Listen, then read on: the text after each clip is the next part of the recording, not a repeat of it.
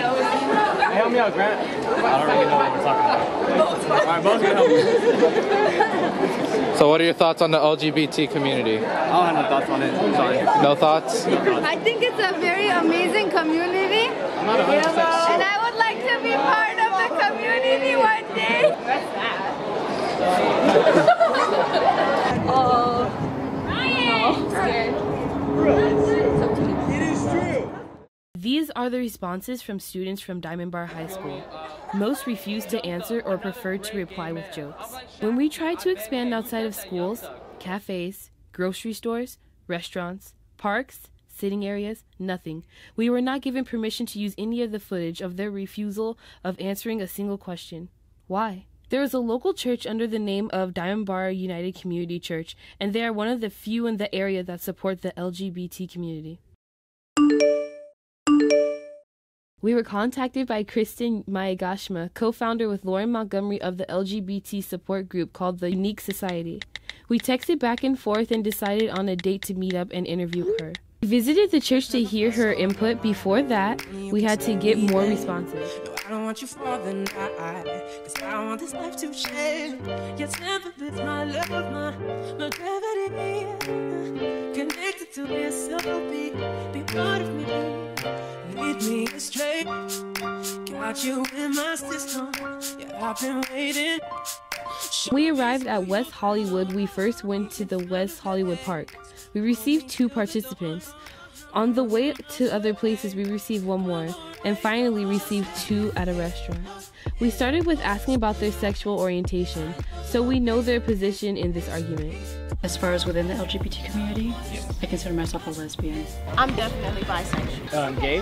I am heterosexual.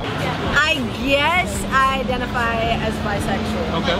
I identify as lesbian. Then on their personal story about their discovery of their own sexuality and their coming out stories.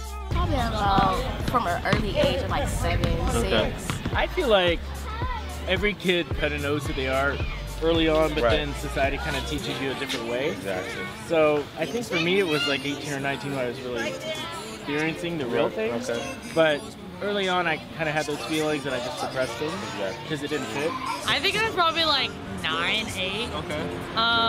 Yeah, I was actually like in a little playground with like little munchkins, and like I saw this girl and I was like, you're kind of cute, and I pictured them kissing. We were like kindergarten, 1st grade, and it's kind of like what I knew, but like I watched all these Disney movies. I was like, no, this isn't okay. But then I got older and I was like, actually this is okay. But like at the first I was like, no, Disney says no. So Okay, and what about you? I was born this way. Yeah, I didn't have a crush on like anyone until like legit like 7th grade. And so like towards the end of 8th grade, I had a crush on my best friend. Okay. Yeah, so that's when I was like, okay, this makes sense. I never really had to. My family already knew I was gay. They knew I liked girls. I don't know how. They already knew. Yes, because of the times and where I grew up, I think there was a lot of girls that like wanted to date girls because they thought it was cute. But not realizing that it's an actual lifestyle that I would have actually wanted to be in a fully committed relationship with a girl, which I've only ever really been in with 2 girls, and that's out of 10 or 15. You know? So I feel like that was definitely a con. I mean, the pro was just being able to embrace myself and what I like, and you know, actually being with another woman. Well, and I say this, it was not friendly in the beginning. We were Christian. I still am Christian. We were Southern Baptist, and it's very like this is how life should be. Since then, I brought my partner home of 10 years, and we've moved back to Texas. We're just here on vacation now. We've lived here for 20 years, so we just moved back. The family's really accepting now, but they've grown. And we gave them an opportunity to show we could be happy and stable. And, you know, it took many, many years. It took, like, I came out at 27 to them, and I'm 47 now. And, well, it's 20 years, right? Do the math. That's true. They're just now, like, Christmas presents for him, like that kind of stuff. It took 20 years. But you know what? Now it feels good. So you can experience new things at any age, I think. But you have to be strong in yourself when you come out, because if you're not, you're going to be really lonely. And I think that's where the suicide stuff can be there or whatever. I've lived in this neighborhood for 2 years. and I find that they are, you can't really label one group all the same thing, but the community is very colorful and exciting, and there's a lot of activity, and at the end of the day, everyone is, you know, we're all humans, we're all looking to be loved and to have love. So I may come from a different ideology. I really do think that we're all the same, and people just have personal preferences, and gay or straight or bisexual is just one of those. So I don't really see people as different per se. I know that each journey is a walk and it's different because other people may see things differently. So it's kind of hard to say, well, are my gay friends different than my straight friends? Exactly. It's like everyone's different from everybody. And in a different way. Exactly, exactly. Now going to a religion aspect, would you identify as? My dad is actually a Baptist preacher. Okay, so your dad's a Baptist preacher. Now, growing up in a Baptist preacher, I guess, kind of culture, my dad is a strong Christian. Oh, yeah. So I guess growing up in that kind of lifestyle, in that family, I guess say dynamics. Yeah. How would that kind of, I mean, does that change your viewpoint? I mean, you still feel the same way because that's how you feel, or you feel like that has a big influence on your life? I grew up in a home where everybody really was loved. I grew up around all different kind of cultures. I've had friends of all different kind of cultures. I've traveled, my dad's traveled. And so we grew up with the understanding that you love thy neighbor. And that it doesn't matter what your neighbor's doing, as long obviously it's not self-destructive and it's not killing someone else. So I just didn't grow up with all of these ideas of what it meant to be gay. Or straight, or black, or white, or Asian, or anything. I think it's the problem with that is that a lot of people try to use religion to counteract something that they don't understand. And so they look for ways to bring the Bible or religion or anything else into it to try to justify their ignorance. That's basically what I think it is. Yeah, what was great for me, I'm from Texas, so I moved to LA originally long time ago, 20 years ago, and I got to start off with all new friends, so I didn't have to come out to here. I came out gay here, but to everyone. So it was easier here, and I think it's more liberal here too. Especially in this area like Hollywood, West Hollywood. You know, I was in the acting community back then too. So. And how was that? So what's your profession? If you don't mind me asking? Now I'm a therapist. Mental health. But before, I started out as an actor, and I feel like it was easier in the creative community to come out too, because it wasn't like the corporate America judgment thing back then. All right, so my family, obviously, like my family already knew.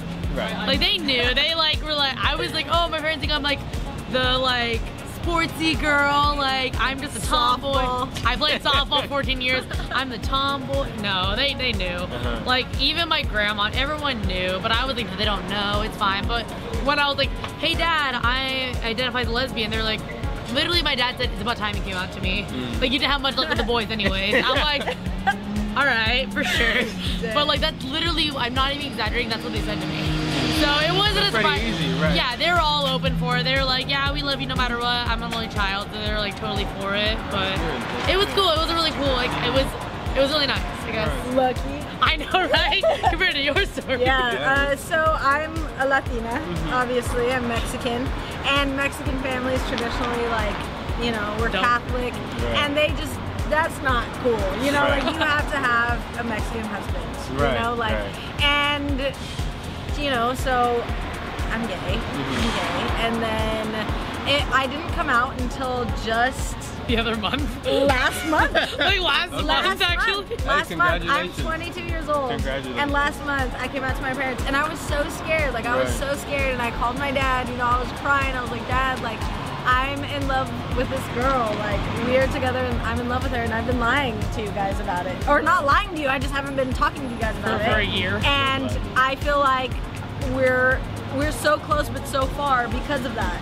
So finally I came out to them, and now honestly that was it just felt like a weight was lifted. Yes, I was just like, damn. And so honestly, now yeah, I remember when she told me about this. Like she was like she felt so much better about life after she told me about that. And it was crazy. I was so scared, right? Because you think like I'm just like, oh my god, like they're gonna disown me. It's scary, like, the whole experience, you know. But they were totally there for me. My dad was just like, you know, like whatever you choose to do, we're gonna be here for you. You know, like.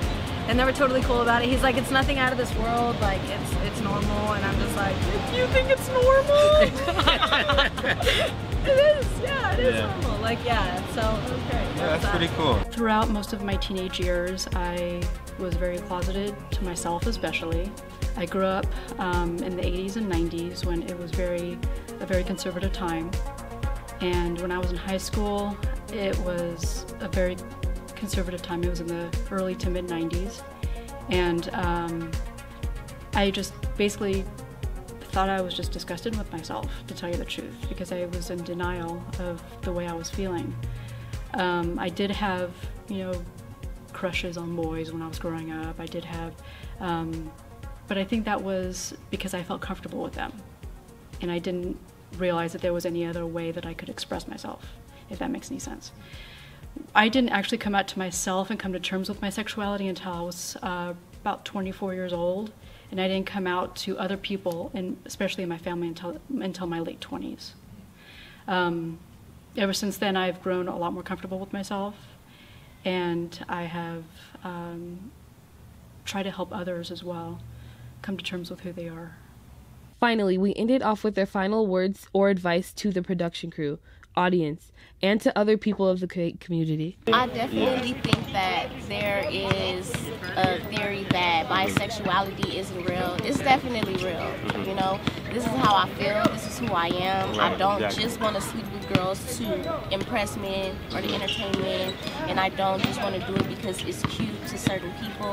This is who I am, and I want people to take it seriously because I would marry a woman. I would spend the rest of my life with a woman. How do you feel like some people have this prejudice feeling against the LGBT community?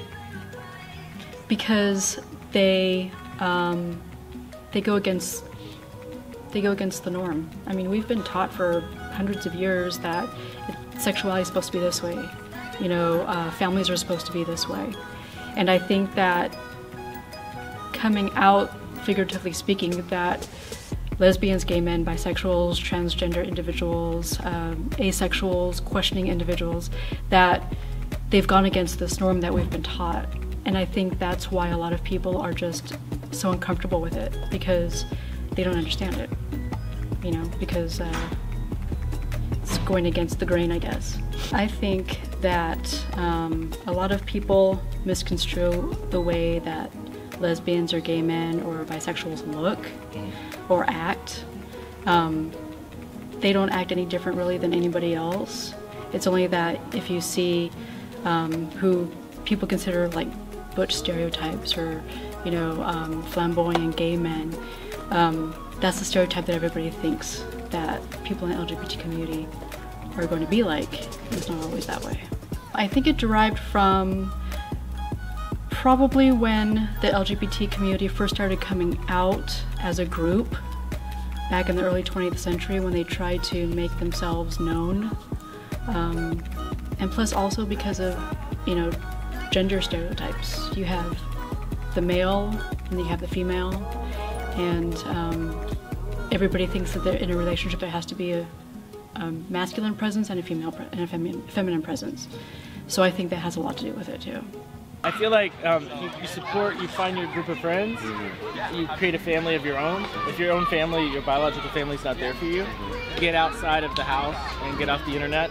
Right. And actually meet people in public, like you're doing today. Yeah. Like we met today, and go to the Abbey, go to this, go to that, and make your friends, and then call them back. Right. Show up for and friends. establish bonds and relationships. Yeah. Be true to your word. That crap that's so simple. Yeah. But that's the stuff that makes real friends that last. Like I still have these, all these years later. Yeah. You show up for your friends and you do stuff for them. The car breaks down, they can call whatever, but if they call you, be there. Right. That's what I think. I guess I would say do it when you think the time is right, not when everyone else thinks the time is right. I did it a lot younger age than she did it. I did it when I was 18, 17. So it's every circumstance is different. Right. So it's if you think it's right, you do it, but don't let anyone else push you to do that.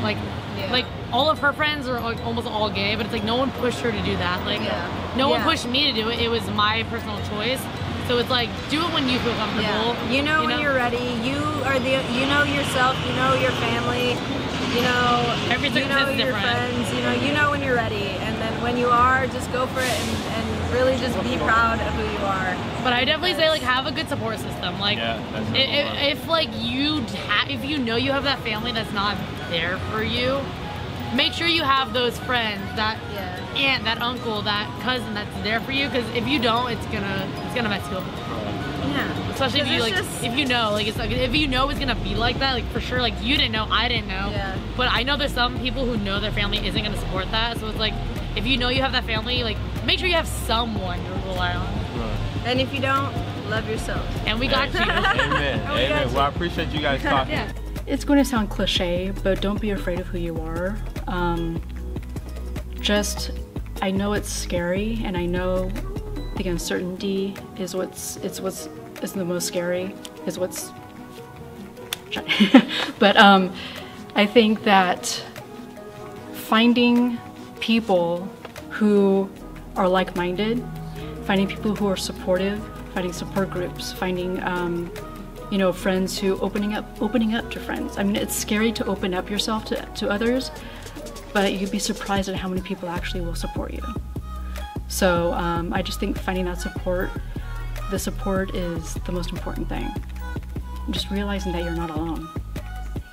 You know, there's so many people who are struggling as well. I appreciate what you're doing, honestly, because like I was telling you before the interview, that when I was in high school, none of this would have happened. When I was in high school, we had actually a gay-straight alliance group that was quickly shut down because it was deemed too outrageous and, you know, too taboo-ish. So I appreciate what you're doing. You know, giving people exposure to it and letting me sit here and, you know, talk to you about it. But I can just say is just, you know, those who don't consider themselves a part of the LGBT community, just be supportive.